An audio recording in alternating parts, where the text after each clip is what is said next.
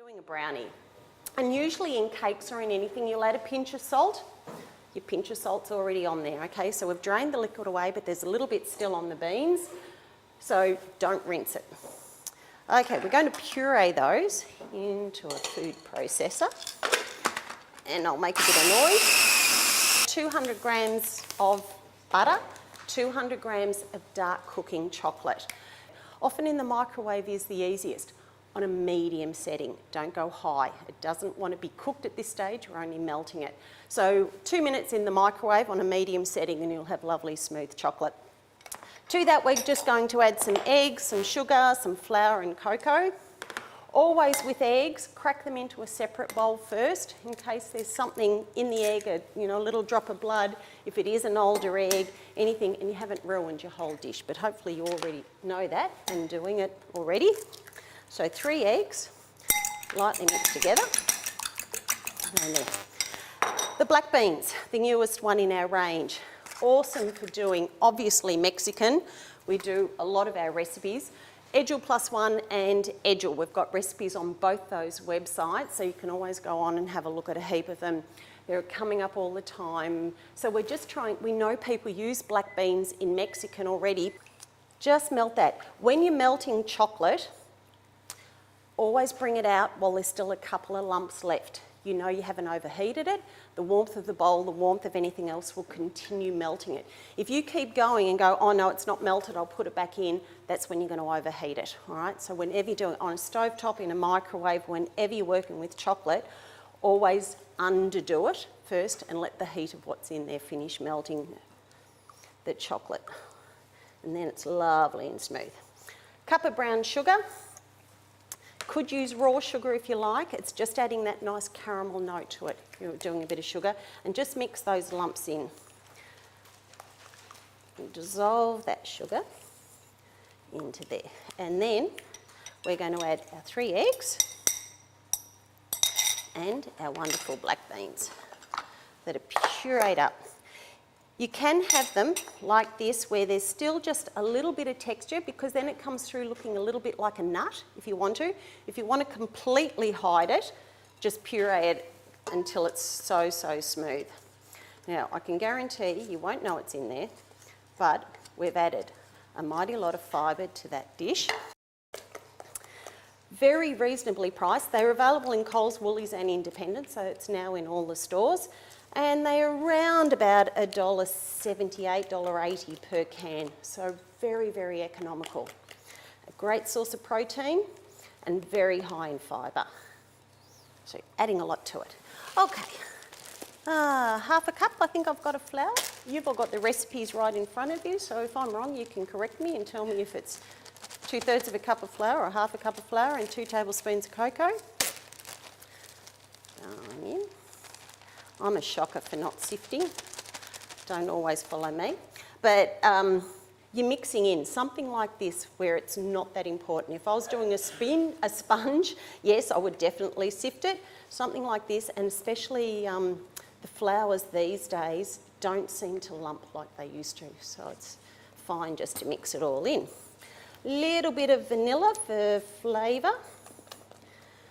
And some pistachios. Now it can be any nuts. It doesn't have to be. I think it's a teaspoon going in. There we go. Sorry, I was bad. Any of the nuts you can use. If you don't want to use the pistachios, the green come through lovely, which is why it's nice. But you could use pecans, you could use macadamias. Anyone with a nut allergy, obviously don't put any nuts in at all. It will work. And if you're not putting nuts in, that's when I'd probably say leave the black beans a little bit more whole so that they're showing up through the brownie. Paper lined greased one, always easiest to get it out, and always just cut your corners so it sits nice and neat in the tray. Easiest way to go. Okay, straight in. All right, and we'll put that into the oven and cook at about 190 degrees for around 20 to 25 minutes. On there, a few more we'll put on top. Sorry I don't have an overhead mirror at the moment. I will show you all of this as we go through. Black beans actually come from America. It's one that we don't grow here, unfortunately. Fortunately, the legumes, though, our farmers are tending to start to grow a lot more of them. So chickpeas are the main ones that are growing here at the moment. I think Pam will do a little bit more work on the chickpeas and we'll tell you more. But little things, as we were saying, with the liquid. Have any of you ever made the chickpea pavlova? Amazing, isn't it? When you drain your chickpeas, keep every bit of liquid of it because you can substitute the liquid from the can for eggs. So anyone with an egg allergy, you can make a pavlova using the liquid from a can of chickpeas. Into the oven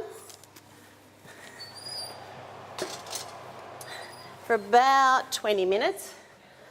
And as we all do, the one that I've cooked previously for you, Pam's going to take. Thank you. Thank you. With brownies, always let it cool in the pan. Don't take it out of the pan. So just put your pan onto a rack and let it cool there. It is a lovely moist dish, and if it sits, it can actually move, all right? So always let it to set nice and hard. And icing sugar, if you want to dust with it, just for a little bit of decoration on top, if you like. You could also do drinking chocolate. You could also do it with some flaked almonds. And Mackenzie's do the flaked almonds for us. So, and go on there. And I actually, are you curious to taste this one? See if you can taste. Fortunately, the flours have improved a lot now. And most of your substitutes for the gluten-free flour, especially in a dish like this, will work really, really well. Because of the properties with the bean, and it's a dense one, you don't notice it. The time I probably only notice it more is if you're doing a very light cake and you're wanting those different properties. But gluten-free flour in this. Almond or hazelnut. Hazelnut works really, really well in this one. And you'd probably use a bit more, whereas it's only 2/3 of a cup of flour, you'd probably go up to maybe 150 grams, 200 grams of ground hazelnut. Why is that? The flour absorbs a lot more than what the nuts do. So the nuts will keep it lovely and moist, whereas your flour is actually binding and baking. The nuts don't bind as much, you need more to go from that one. And often if you're using nuts, we find you tend to add a little bit of alcohol. So if you're doing one of these, a little bit of rum, don't ask me why, but it works. So the flavour just comes through a little bit better. So do you think the coconut flour would probably work better in a grain recipe? Coconut flour, I'd use a little bit less. Yeah. Coconut flour absorbs a lot more. Yeah. So if you're doing coconut flour, probably down to half a cup. Yeah. See how it goes in doing those ones. All right, how's that for a treat? Would you give that to the kids or adults as well? Can you taste the black bean in there? Has it got all the way around? That's what we try and do is, a lot of the time it's really obvious to eat beans, but it's a great way to convince people to eat beans because we have so many people go, oh no, I don't want to eat those, you know. You slip it into something and go, well actually you just had that, and they've gone, oh wow.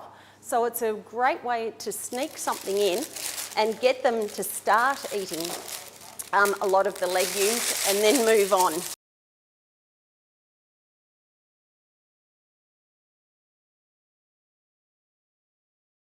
Now this next recipe is quite a delicious one, as are all of the recipes that we're preparing for you today, and they're a lovely little falafel that you can prepare and enjoy as a lovely vegetarian snack or light meal when entertaining or cooking for the family at home. Now we're using 2 Edgell canned legumes in this recipe. We're using the Edgell chickpeas and the Edgell butter beans. Now both of these legumes, as all of our legumes, are very convenient to use. Simply open the can, drain, rinse if you want to rinse, and use as is. My pantry, if you were to come home to my home and open my pantry, I actually have about a third of one shelf dedicated to legumes, because I, like Lindy, love my legumes. I'll always have legumes for lunch at work. I'm one of these salad people that will often take a salad bowl or a jar to work where I layer all of my ingredients. It's a great way of using the convenience of cans at home, and then picking out vegetables that you've got in the fridge. Now, the falafels that I'm going to be making for you today, you simply need a can each of chickpeas and butter beans that are drained and rinsed. As you can see, very easy. All you do is open a can, pop the items into a colander. Excuse me while I do this over a sink. And just pour the liquid off, give them a little rinse. You might like to just sit them in the bowl for a tick before placing them into a food processor. This is a terrific recipe, one for the children as well, because you can get them to help you at home to prepare the falafels. All you need is a food processor with all of your items ready to go. So I've got my can each of chickpeas and butter beans. Now, our chickpeas, our Edgell chickpeas, are grown here in Australia, and they're a very versatile product, great in salads, terrific in dips, curries, casseroles, soups.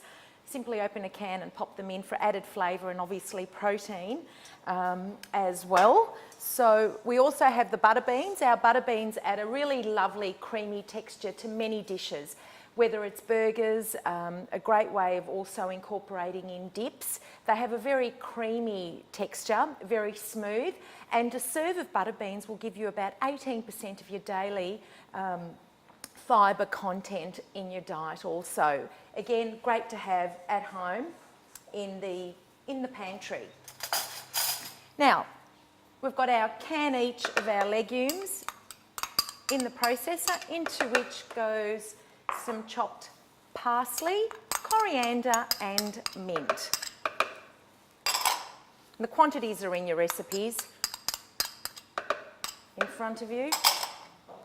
They go in there. Now, we also have some cinnamon and also some ground cumin, a great Middle Eastern ingredient that can be used. Now, that's a huge clove of garlic. We need a clove of garlic that's been crushed. Might only use half of that clove. And that can get pressed in there. Great way of getting the bits of garlic off a garlic crusher is just to use a sharp paring knife and just scrape that off. We also need some binding ingredients. We've got an egg and some fresh breadcrumbs. Now, your recipes actually say to use dry breadcrumbs. I'm using fresh today. We had some fresh in the kitchen yesterday, and they're actually a lot moister. Or you will yield a more moister falafel, not quite as a dry falafel as what you would if you were using dried breadcrumbs. Now, with fresh breadcrumbs, I've always got fresh breadcrumbs sitting in the freezer at home. A great way of using leftover stale bread, sourdough bread, just process, measure it into 1 cup amounts and in the freezer, and then just pull them out and use as required. Great as ingredients for burgers or anything that might need fresh breadcrumbs in it. So I think we've got all of our ingredients in there. Processor's on, and all we do is just process until smooth. You might need to stop that just to give it a bit of a stir and continue. Now, our chickpeas are available in Coles and Woolies, and the butter beans are available in Woolies and our independent supermarkets, the Indies as we know it, the IGAs, will stock them. As Kay mentioned, when you drain and rinse the legumes, you do get the 5-star health rating in your diet. I think I'm going to leave that as is. So that's what the mixture looks like when it's finished processing. What I will do is transfer that into the bowl and then roll the falafel mixture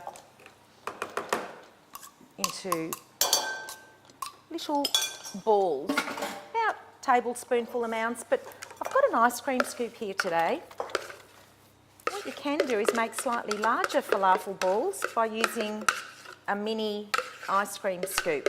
Now, this mixture is then, once it's rolled into balls, it's placed on a paper-lined baking tray and baked in the oven for about 15 to 20 minutes. So just to show you what I mean with the ice cream scoop, roll that out. It's just a nice way, an easy way of rolling your falafel balls out. So if you want a larger falafel ball, simply do it that way. Or what you can do, what I'm doing, is splitting in two and then rolling and placing onto a paper-lined tray. Low fat, low sugar, great source of protein, fibre. Legumes really are quite versatile. Our website, edgell.com.au, has lots and lots of recipes on there, as does our Edgell Plus One website.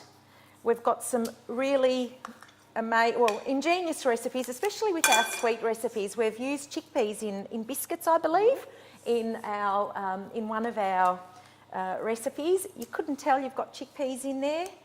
Once again, you're increasing that fibre content in your diet and, of course, adding extra flavour. With chickpeas also, if you do process them together with butter beans, you can also add them to a blondie mixture as well. Just like Kay did with her brownies, you can do the same with a blondie, which is a white slice. So I think I'll just do 2 more and place these into the oven. Now, of course, what you can do is dip your hands in a little bit of water when you're rolling these out so the mixture doesn't stick to your hands. It does come off quite easily.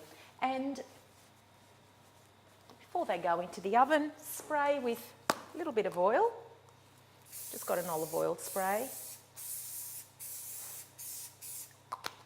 Actually, I'll do the same with this quantity here. And of course, here's some more I prepared earlier. Spray with oil and they can go into the oven for about 15 minutes. At 200 degrees Celsius.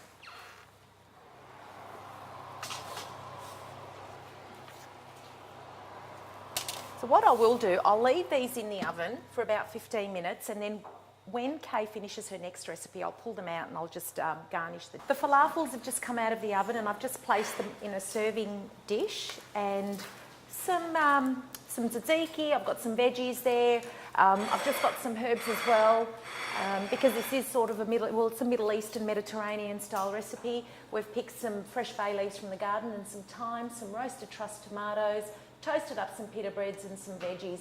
There you have it, a really lovely, entertaining idea. Very healthy, very good for you, full of flavour with all of those delicious herbs and of course the creaminess from the butter beans and the chickpeas as well. We've got some delicious tzatziki dip that you can make yourself, very easy. 4 ingredients, yogurt, garlic, cucumber and dill. That's all you need. And you can make lots of it and have it in the fridge and enjoy it at any time of the day. It's absolutely delicious. So they are our falafel, so they've come out of the oven, so just leave them there. Moving on